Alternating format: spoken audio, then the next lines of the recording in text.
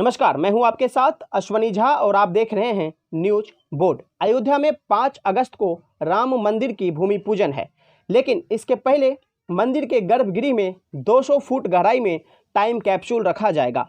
इसमें मंदिर का पूरा इतिहास, भूगोल, सारी जानकारियां दर्ज होंगी जो आने वाले कई सालों तक जमीन के भीतर मौजूद होंगी। इसके पीछे का लक्ष्य है कि आने वाले समय में राम मंदिर के इतिहास को लेकर किसी भी प्रकार का विवाद उत्पन्न न हो, आने वाली पीढ़ी राम मंदिर के इतिहास को पढ़ सके।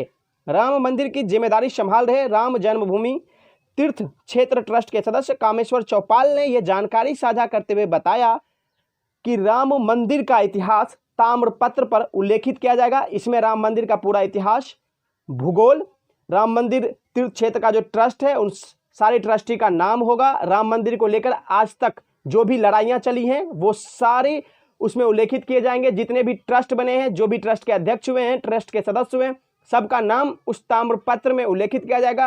राम मंदिर के भूमि पूजन करने वाले जो सदस्य होंगे उनका भी नाम उसमें उल्लेखित होगा। राम मंदिर का भूमि पूजन जिनके द्वारा किया जाएगा, यानी अभी तो फिलहाल नरेंद्र मोदी जी के द्वारा किया जाएगा, तो मोदी जी का नाम भी उसमें उल्लेखित होगा।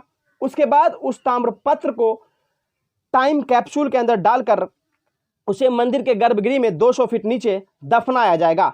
हालांकि 5 अगस्त को राम मंदिर भूमि पूजन के लिए प्रधानमंत्री नरेंद्र मोदी भी अयोध्या पहुंच रहे हैं। ऐसे में मुमकिन है कि टाइम कैप्सूल मोदी जी के द्वारा ही रखवाया जाएगा।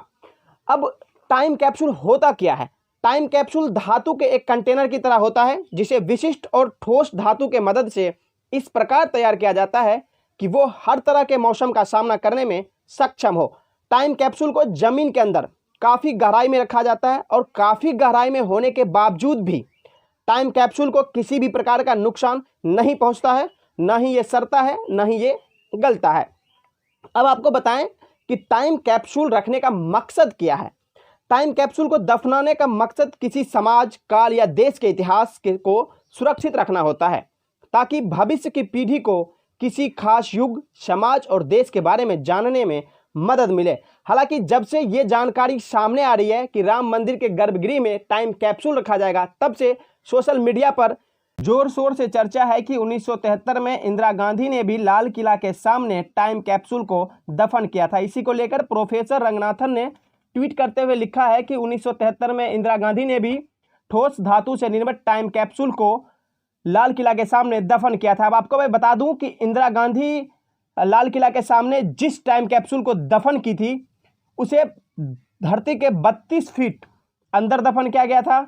उस समय इस टाइम कैप्सूल का नाम कालपत्र रखा गया था। हालांकि इससे विपक्ष काफ़ी नाराज हुआ था। उस टाइम भाजपा नहीं हुआ करती थी, उस टाइम जनता पार्टी थी। जनता पार्टी ने इसे चुनावी मुद्दा भी बनाया था और चुनाव में लोगों से वादा किया था कि जब जनता पार्टी की सरकार आएगी तो उस कालपत्र को बाहर निकाला जाएगा और उस कालपत्र के अंदर जो जानकारियां हैं उसे लोगों से साझा की जाएगी।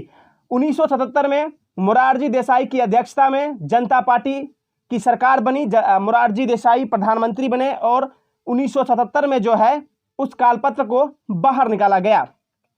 लेकिन आज तक उस कालपत्र के अंदर की जानकारियां लोगों के साथ साझा नहीं की गई। उस समय के दिल्ली युवक कांग्रेस के तत्कालीन अध्यक्ष जयप्रकाश अग्रवाल बताते हैं कि उस समय की सरकार ने उस टाइम कैप्सूल को मजबूत तांबे की धातु से निर्मित करवाया गया था। उस टाइम कैप्सूल के अंदर 25 वर्षों की जो स्वतंत्र भारत की उपलब्धि थी, संघर्ष का जो इतिहास था, वो 10,000 शब्दों में दर्ज किया गया था और उसे उस टाइम कैप्सूल के अंदर डालकर दफन किया गया था। उस टाइम पर इस टाइम कैप्सूल को जमीन के अंदर डालने में कुल 8,000 का खर्च आया था, जबकि मोरारजी देसाई सरकार को इस टाइम कैप्सूल को जमीन से बाहर निकालने में 58,000 रुपये का खर्च आया था। हालांकि अभी राम मंदिर के गर्भगृह में 5 अगस्त को टाइम कैप्सूल को दफन किया जाना है, जिसकी तैयारियां अभी जोर शोर से शुरू हो चुकी है।